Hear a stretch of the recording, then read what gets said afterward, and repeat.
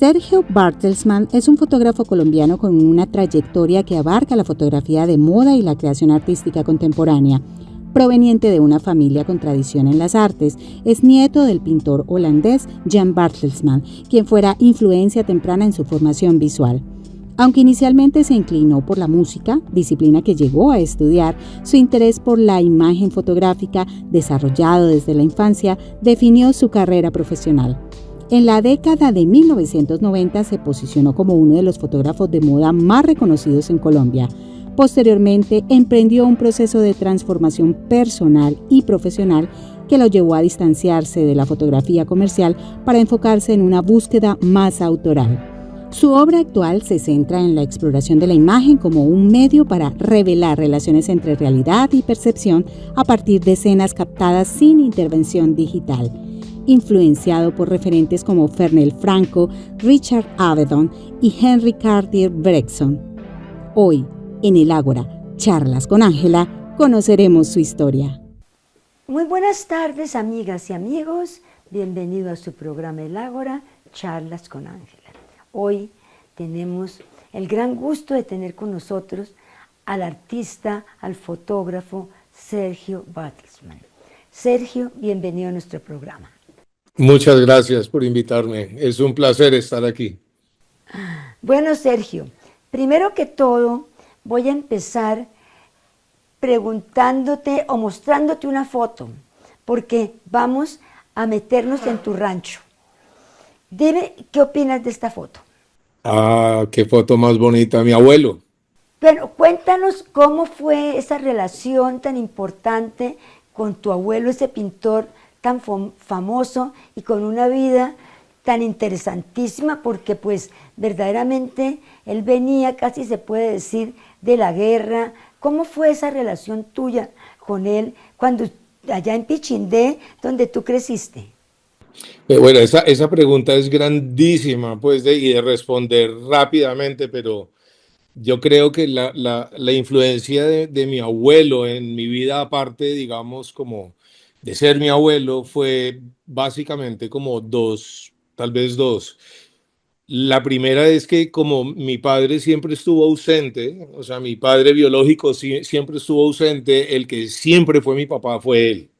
Él fue como la persona que hizo las veces de padre. Y la segunda como gran frente que de alguna forma me mostró es que a través de la pintura o del arte en general se puede como llegar a sitios en donde es difícil llegar por vías de la razón, donde, o sea, los lugares que de alguna manera son muy importantes de poder llegar a ellos, pero que realmente no se puede llegar a ellos a través de la razón. Las cosas que uno no puede como darle un sentido racional o que uno no entiende tanto del mundo como de uno mismo, porque a la final el proceso es muy interior y es muy personal también. La forma de llegar a eso es a través de la pintura, que era lo que él hacía. O sea, veo mucho ese proceso en él. Y después entonces, creciste en allá en Pichindé, pero después fuiste al colegio en Cali o ¿cómo fue esa parte de tu vida? Ah, vale. Sí, yo crecí mi niñez en Mónaco, en Cristo Rey primero, y luego viví en Pichindé con mis abuelos hasta los 13 años. Y ahí iba al colegio todos los días, eso era pues un viaje larguísimo, hasta que finalmente me bajé a vivir a Cali, terminé mi colegio y arranqué, pues me fui a estudiar a Bogotá, estuve en Bogotá, estuve en la universidad, yo estudié cine, yo no estudié fotografía, en la fotografía soy autodidacta realmente, digamos en el sentido de que no tuve una educación fotográfica formal, obviamente que tuve una gran educación fotográfica por todos los fotógrafos que habían en mi vida, ¿no? O sea, estaba Fernel, estaba mi tío Gertián, estaba mi primo Eric, estaba Nils, estaba François, o sea, había un montón, ¿no? De fotógrafos que eran como, y yo era el chiquitico y yo los estaba mirando, en mi casa siempre hubo cuarto oscuro, o sea que sí tuve una educación, digamos, muy rica en ese sentido, pero nunca fue formal. Te voy a mostrar esta foto y me dices qué te dice. Ajá. Sí, yo estudié ahí, en ese sitio estuve un año, hice un año en Los Ángeles en ese sitio. Ese sitio tenía una cosa muy chévere, el Musicians Institute, que es el nombre de eso, está en Los Ángeles y tenía la aproximación a la educación musical como no tan convencional. No era o sea, no era el tipo de educación musical que uno recibe de pronto como en la academia clásica, sino que era mucho más centrado en lo popular, ¿cierto? Como el blues y el jazz y el rock y utilizando como esos métodos de llegarle a la gente y no la cosa académica que es otro tipo de aproximación como a esa educación. Y en ese momento tú querías ser estrella del rock o cuál era, Ah, digamos, tu sí, sí, idea sí, de estudiar música. como todos mis amigos de 16 años queríamos todos ser estrellas del rock. Bueno, pues es que es un canto de sirena absolutamente ineludible, o sea, la vida de una estrella de rock es una maravilla. Entonces, y te fuiste, estuviste en Hollywood. ¡Qué Sí, estuve, maravilla! ¿Y cómo fue? ¿Cómo fue ese vivir? ¿Cuánto tiempo estuviste allá? ¿Y en qué momento decidiste que esto no era lo tuyo? Estuve ese año en el cuento de la música. Lo que pasa es que la música primero es un trabajo que tiene cierto tipo, digamos, de sacrificios y de implicaciones, particularmente en la parte como del trabajo. Y la otra cosa es que la música es algo que tiene una gran exigencia social. O sea, un músico aparece frente a un público y digamos que a mí siempre me ha incomodado mucho de alguna manera como estar llamando la atención sobre mí, o sea, sobre mi persona. Obviamente quiero llamar la atención sobre mi trabajo, pero entonces eso, por ejemplo, fue algo que nunca me gustó mucho. O sea, la idea como esa tensión como esa ansiedad social que produce enfrentar como al público. Es cierto, porque yo veo, por ejemplo, también tengo nietos y claro, digamos de este lado de la familia está, pues del lado de François, está también la posibilidad de tener una presencia en escenario que tenía mi suegro, tenía el abuelo de él y François también hasta cierto punto la ha heredado. Tú sabes que cuando François empieza a hablar no hay quien lo pare, entonces eso es precisamente lo que lo hace una persona en escenario. Sí, te comprendo perfectamente porque eso es algo que uno tiene como que heredar y si uno está como por el otro lado de las artes, de pronto eso como que no es lo que a uno pues verdaderamente le interesa. ¿Ya? Sergio, después de tu experiencia, digamos, en la música y que decidiste que eso no era verdaderamente para ti, ¿qué hiciste? Bueno, no, te voy a mostrar una imagen. Ok, Kernel. Después de estar, digamos, pues, de la farándula, de todo esto, empiezas a trabajar con Fernel y cómo cambia es un poquito tu perspectiva de tu vida mucho más hacia lo que tú te sentías. Fernel apareció, o sea, Fernel apareció, digamos, en toda la vida lo conocí porque él era muy cercano a la familia, pero digamos que yo empecé a trabajar con él mucho antes. Yo fui asistente de Fernel cuando recién a él le dio un infarto, un primer infarto creo que fue grande, y ahí fue cuando yo me volví asistente de él. Yo tenía en esa época unos 16 años y lo asistía y él me pagaba con sobres de papel Ilford Gallery, que además es el mate, la versión mate, que era el papel más difícil del mundo de hacer una imagen bien hecha porque los negros eran muy grises. Era un papel difícil.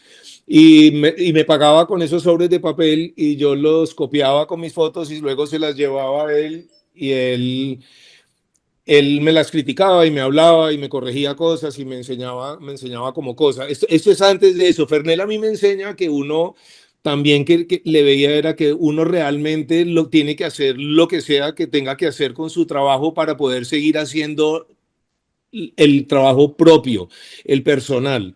Y yo seguí esos mismos pasos porque Fernel atendía a clientes y agencias y todo, pero él realmente eso era lo que mantenía su posibilidad de hacer sus fotos. Eso yo se lo aprendí a él total, porque yo siempre, aunque tuve muchos años muy metido en la fotografía comercial y eso, siempre detrás estaba la razón por la cual yo me había vuelto fotógrafo. A ver, te muestro esta otra imagen y me dices qué opinas. Esa foto es una belleza. ¿Qué influencia tuvo esta persona en tu decisión de hacer fotografías de moda? La moda ofrece la posibilidad de hacer imágenes que tratan el objeto como una escultura, no como un fenómeno social o algo así. Entonces ahí era donde estaba lo que a mí me interesaba, la parte de la forma, de cómo una prenda, de cómo algo, y lo aprendí fue mirando a estos fotógrafos, pues como Avedon y Penn y todos ellos.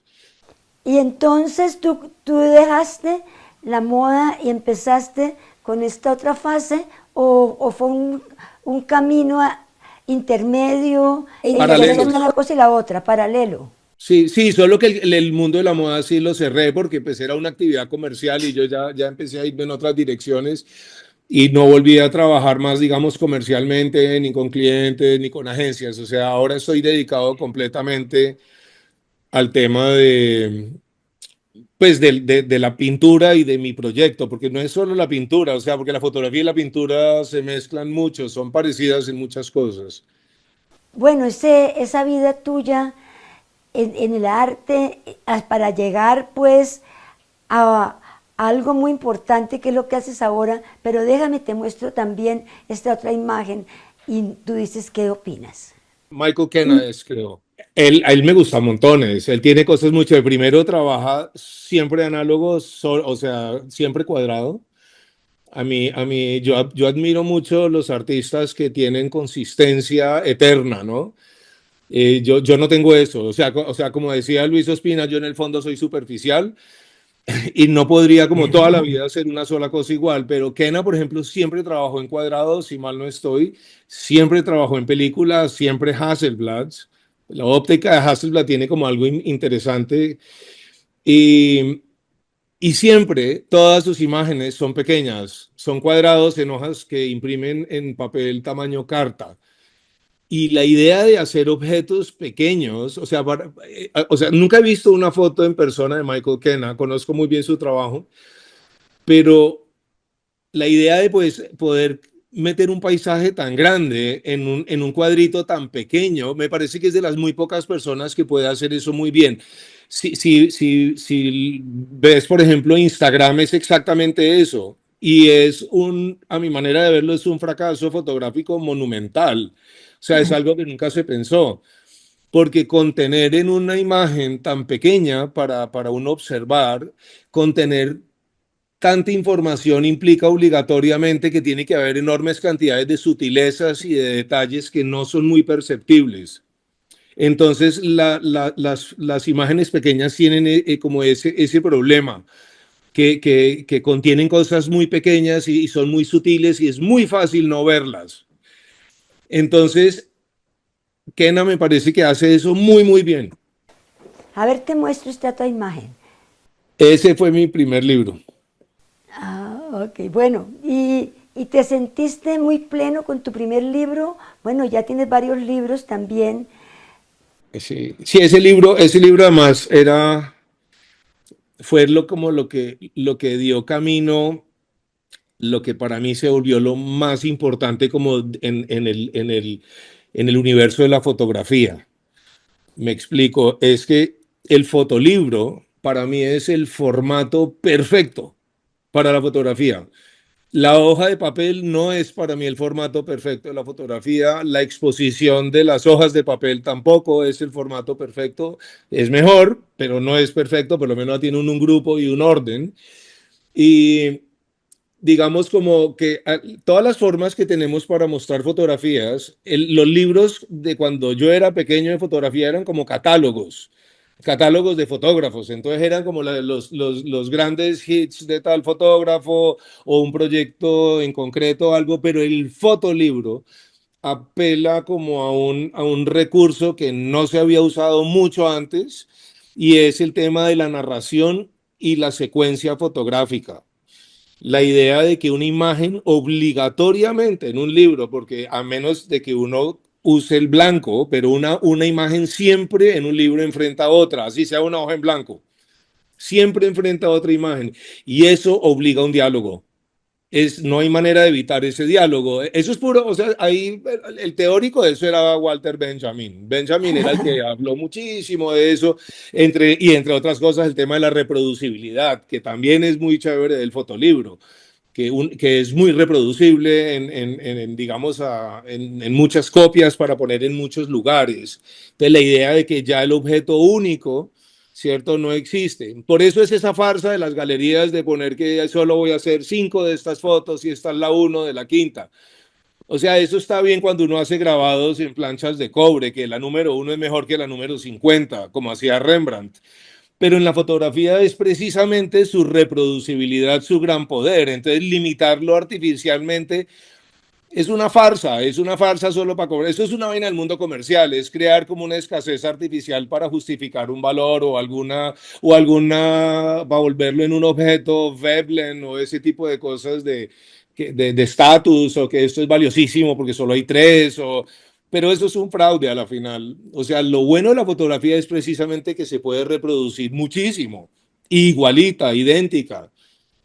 Claro, y por ejemplo, que eso no es lo que pasa en las esculturas, y a veces cuando uno ve que de Dalí han hecho unas copias, pero no son lo mismo porque supuestamente eran únicas. A ver, te muestro esta última imagen. Esa es mi ópera prima.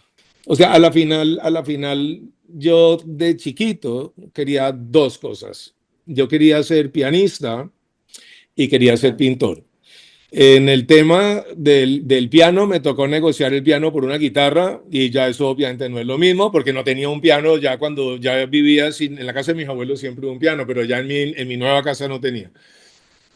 Y la cosa de la pintura es que el primer paso en el estudio como de las artes visuales implica el dibujo. El dibujo es una cosa extremadamente frustrante. Y yo de niño, o sea, yo de verdad lo odiaba. O sea, mi abuelo me ponía a dibujar y era difícil y mis primos dibujaban súper bien, que eso empeoraba la situación. A mí me costaba un trabajo horrible dibujar. Mis primos eran súper grandes dibujantes y entonces de alguna manera empecé a como esa frustración también me lleva a decir cuál es el objeto de sentir esto, si con la cámara puedo hacer eso y muchísimo más. Entonces ahí sí viene lo que para mí es tan importante de la pintura y de lo que se trata, de lo que estoy haciendo y de qué es para dónde voy, de lo que o sea, para hacia dónde está bien, o creo que se está enfocando mi vida, porque no es necesariamente uno tiene tanto control sobre su futuro, pero más o menos en la dirección que quiero. Y es que la fotografía describe el mundo.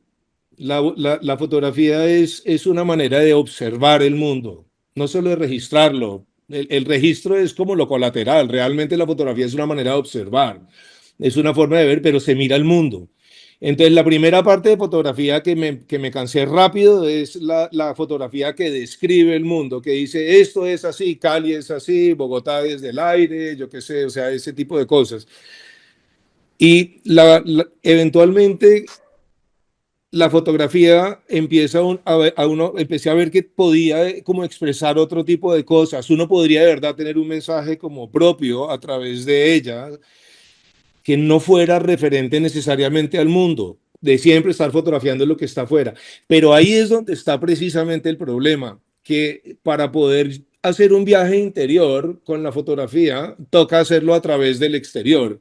La pintura no tiene ese problema. En la pintura, el viaje es inmediatamente hacia adentro. No hay que buscar un referente externo para tratar de encontrar ese camino hacia lo que hay adentro de uno. Y es sorprendente. O sea, la pintura que a mí me interesa es la pintura que no se parece a la fotografía. A mí me interesa más la pintura que se parece, por ejemplo, o sea, la fotografía se parece mucho al dibujo y a la ilustración. Todo el tiempo están referenciando un mundo que existe, algo que existe, ¿cierto?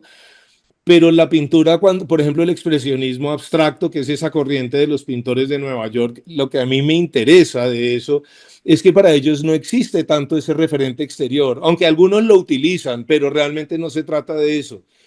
Se trata en algunas ocasiones uno ve que están haciendo abstracciones sobre el mundo exterior, pero hay un montón de veces en donde no hay ninguna referencia a nada. Entonces, ¿de dónde sale eso? ¿De dónde sale como esa capacidad de crear un mundo, ¿cierto? Que no existe y que no tiene ningún referente en el mundo exterior. O sea, el referente para esa obra es obligatoria y forzosamente dentro de uno. ¿Y cómo llega uno a eso? Ahí es donde está como el quid del asunto. Si, si uno no tiene un referente, si uno no tiene un referente exterior, ¿cierto? Entonces, ¿cómo hace uno para saber de qué color es algo, qué está en la sombra, qué no está en la sombra, qué es luz, qué no es luz, qué es un objeto? Eso que si uno tiene algo que es oscuro o negro en una imagen, ¿eso es una sombra, es un hueco oscuro o es un objeto oscuro? ¿Qué es?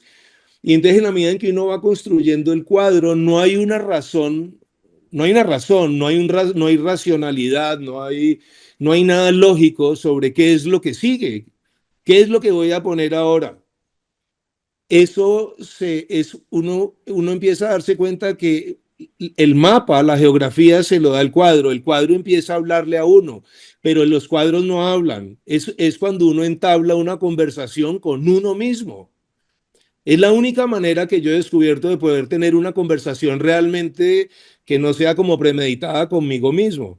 Porque uno cuando está pintando, ¿qué sigue? O sea, si uno hace una línea negra en el lado de la esquina derecha, ¿qué sigue? ¿Otra línea? ¿O un punto?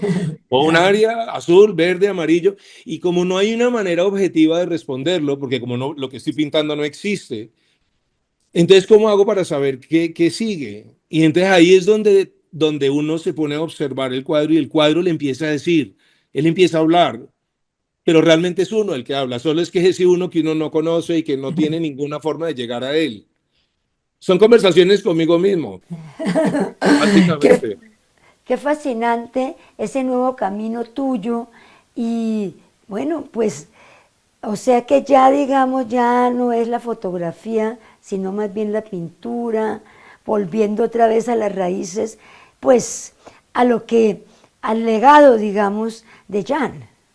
Sí, total, total. Ahora veo los cuadros de mi abuelo con otros ojos. O sea, ahora puedo realmente ver cómo, o sea, por qué pintó como pintó, porque entiendo las decisiones que tomó. Y sus cuadros, pues, son la base del lenguaje que yo tuve que descubrir, porque es que en este tipo de pintura el cuento es que uno se inventa un lenguaje. O sea, la idea de un gran artista como mi abuelo era que se inventó un lenguaje